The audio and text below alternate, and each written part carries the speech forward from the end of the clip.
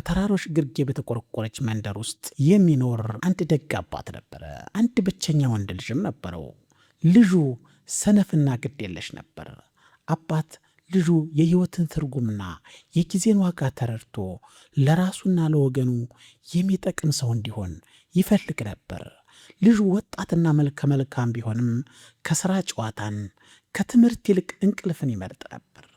አባት ልጁን በተደጋጋሚ ቢመክረውም ምክሩን ከቁብ አይቆጥርም ነበር። አባት ከዕለታት አንድ ቀን አንድ ብልሃት አሰበ። ልጁ በምክር ብቻ ሳይሆን በተግባር ሊያስተምረው፣ የሕይወቱን አቅጣጫ ሊቀይር የሚችል አንድ የማይረሳ ትምህርት ሊሰጠው ወሰነ።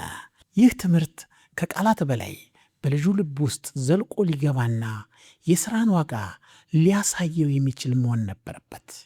በዚያን ዕለት አባትየው ልጁን በረጋና ፍቅር በተሞላበት ድምፅ ጠራው። የልጁን ዓይኖች በቀጥታ እየተመለከተ ልጄ እባክህን ቁም ሳጥን ውስጥ የተቀመጠውን ሰዓት አምጣልኝ አለው።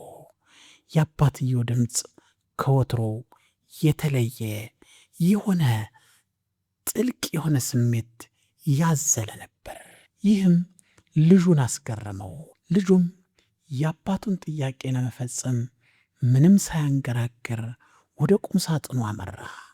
ቁም ሳጥኑን ሲከፍተው በአቧራ የተሸፈነ ነገር ግን ውበቱንና ክብሩን ያልሳተ አንድ ጥንታዊ ሰዓት አገኘ።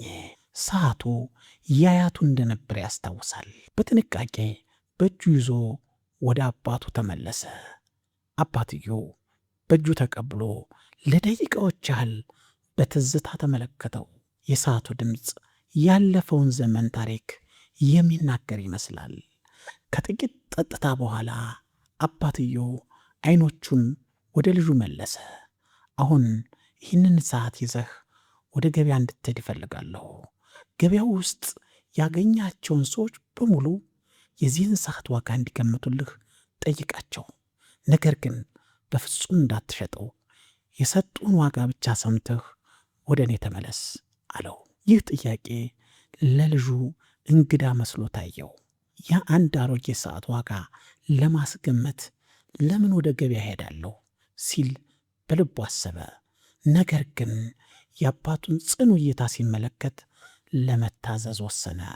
ራሱን በመነቅነቅ ስምምነቱን ገልጾ ሰዓቱን በእጁ ይዞ ወደ ገበያ አመራ። ገበያው እንደተለመደው በሰዎች ግርግርና በንግድ ጩኸት የተሞላ ነበር። ልጁ ሰዓቱን በእጁ ይዞ ሰዎችን ማናገር ጀመረ። መጀመሪያ ያገኘው አንድ የእህል ነጋዴ ነበር። ሰዓቱን አገላብጦ ካየ በኋላ ሰዓቱ አሮጌ ነው፣ 500 ብር ያወጣል አለው።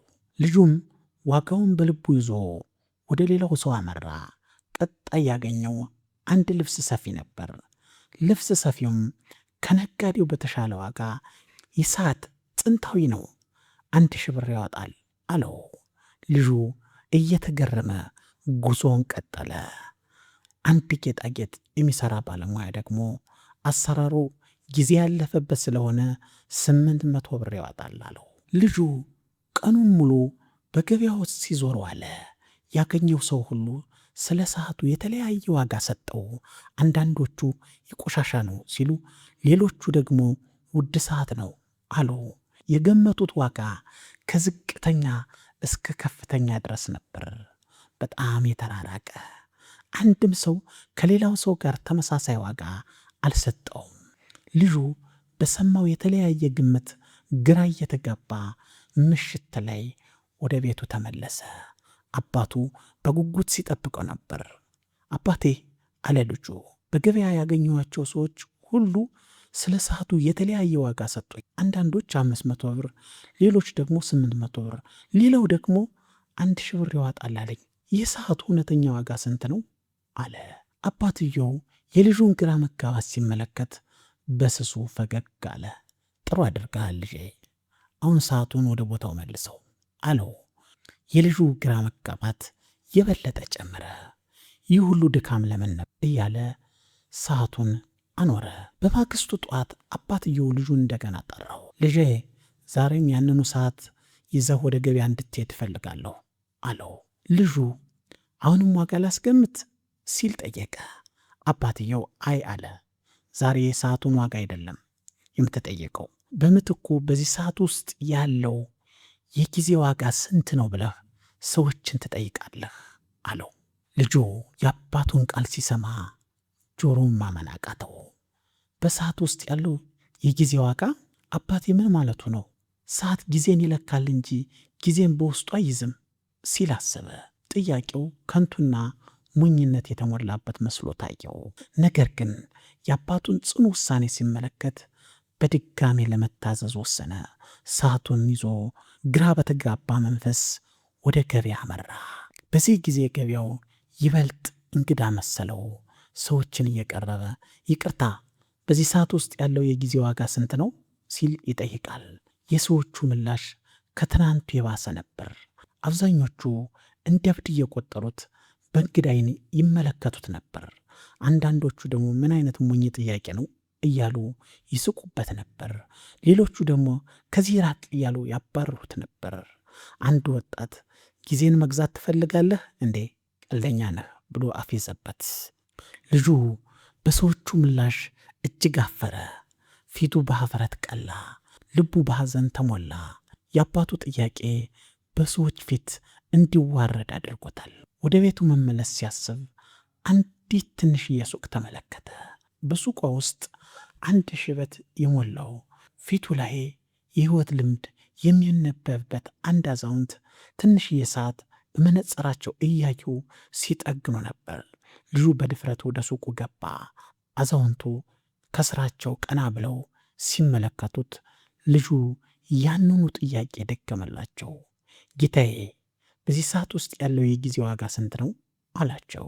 ልጁ አዛውንቱ እንደ ሌሎች ሰዎች ይስቁብኛል ብሎ ጠብቆ ነበር። ነገር ግን አዛውንቱ ስራቸውን አቁመው መነጽራቸውን አውልቀው በደግነትና በጥልቀት በፈገግታ ተመለከቱት። የልጁን ጥያቄ ትርጉም የተረዱ ይመስላሉ። ረጋ ባለ ድምፅ ልጄ አሉት። ለዚህ ጥያቄ መልስ ለመስጠት ያለምን ሀብት ሁሉ ብታከማች ዋጋውን ልትተምንለት አትችልም። በሚሊዮን የሚቆጠር ብር ብትከፍል ያለፈችውን አንዲት ሴኮንድ እንኳን ከሕይወት መልሰ መግዛት አትችልም። ጊዜ ልክ እንደ ወንዝ ውሃ ነው፣ ወደፊት ይፈሳል እንጂ ወደ ኋላ አይመለስም። ለዚህ ነው ያለን እያንዳንዷ ቅጽበት በጥበብና በአግባቡ መጠቀም ያለብህ።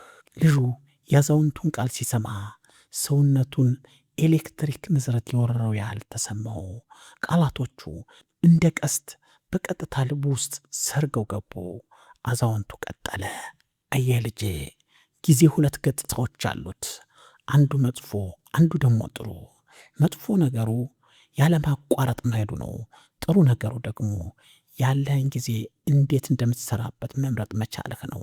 እያንዳንዱ በዚች ምድር ላይ ያለ ሰው ሀብታምም ሆነ ድሃ፣ ንጉስም ሆነ ተራው ሰው በቀን 24 ሰዓት እኩል ተሰጥቶታል።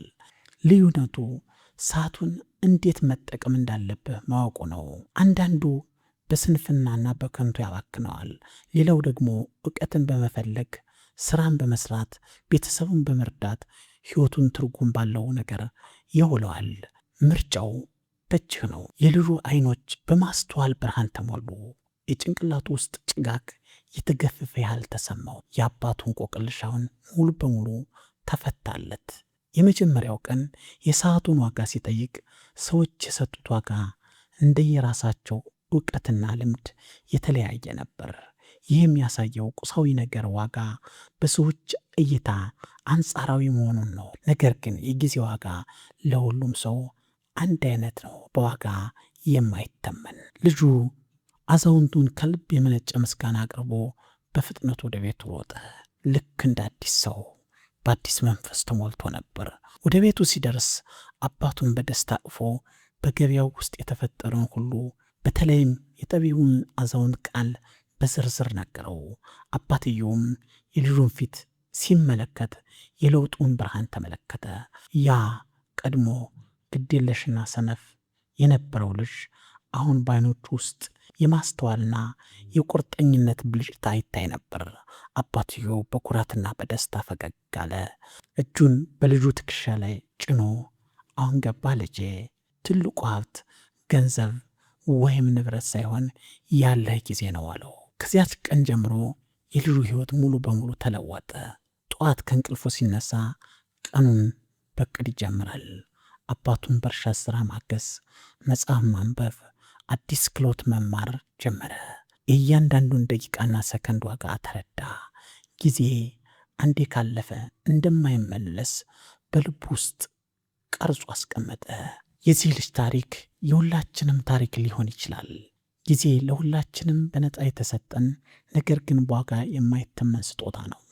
ልንገዛው አንችልም፣ ነገር ግን ልንጠቀምበት እንችላለን። ልናስቀምጠው አንችልም፣ ነገር ግን ልናሳልፈው እንችላለን። እናም አንዴ ካለፈ መቼም ቢሆን ልንመልሰው አንችልም። እስኪ ራሳችንን እንጠይቅ። ያለንን ጊዜ እንዴት እየተጠቀምንበት ነው? እያንዳንዱ ቀን 24 ሰዓት ይዞልን ይመጣል። ይህ አዲስ ዕድል፣ አዲስ ጅማሮ ነው። ያለፈውን መለወጥ ባንችል በዛሬ ምርጫችን ነገን መለወጥ እንችላለን። ስለዚህ ጊዜያችንን በጥበብ እንጠቀምበት። እያንዳንዱን ቅጥበት እንደ ውድ ሀብት እንቁጠረው። ምክንያቱም የሕይወት ትርጉም የሚለካው በኖርንባቸው ዓመታት ብዛት ሳይሆን በኖርንበት መንገድ ጥራት ነውና። ስለተከታተላችሁኝ ከልብ አመሰግናለሁ። ይህ ታሪክ ለሕይወታችሁ አዲስ እይታ እንደሚሰጣችሁ ተስፋ አደርጋለሁ። በቀጣይ ዝግጅት እስከምንገናኝ ድረስ ሰላም ሆኖ ሰብስክራይብ ያላደረጋችሁ ሰብስክራይብ በማድረግ ቤተሰባችንን ተቀላቀሉ።